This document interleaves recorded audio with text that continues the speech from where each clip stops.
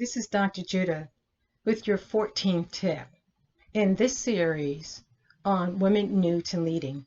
And the 14th tip is around overcaring. Overcaring so much that it drains you, and you're finding that you're spending so much time with your employees that results in you're not getting your work done, or you're finding that employees are bringing things to you, but you're not listening or in helping them because you have all these other individuals that are coming to you with their personal problem. And in some level, they know that you're compassionate, but our compassion needs to be also with an awareness that you have other employees that you're working with.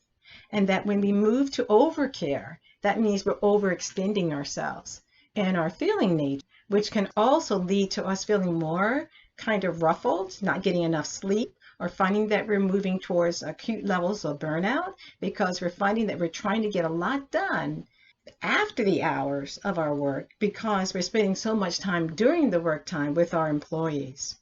So that's the problem. Our sympathy needs to move into empathy. And the empathy is that you can stay on the sidelines, see what's going on in the ocean that's going on with this particular employee or employees, but not try to dive into that water that you may not need to dive into at all in your role.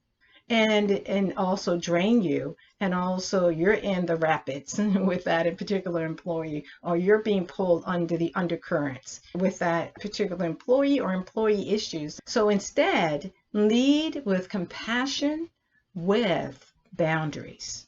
Lead with, I can compassionate see that these particular issues that are personal to the employee, but also be aware of the fact that you have other resources within that institution, organization, or within the department that can be able to support and help you in your leading of these employees that may have concerns. And you can ask HR about resources that are available for your employees, or you may know of resources so that you can connect them with the appropriate resource to help them so that they can be able to get the help they need and that you can continue to lead in your capacity.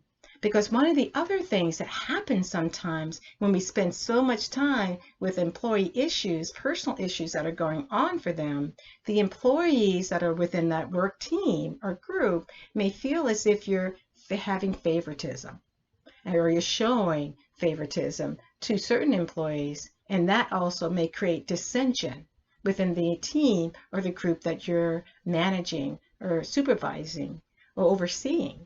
So lead more with compassion, with boundaries, and show your compassion, show your understanding, but don't dive into the ocean with them and get that undercurrent, as I was talking about earlier, trapped into the rapids, if it's a river that you're diving into.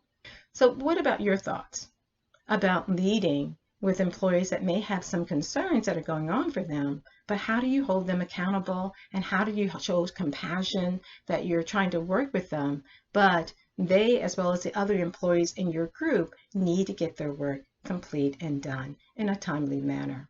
This is Dr. Judith with your 14th tip, uniquepathwayscoaching.com. Look forward to hearing your thoughts. Take care. Bye for now.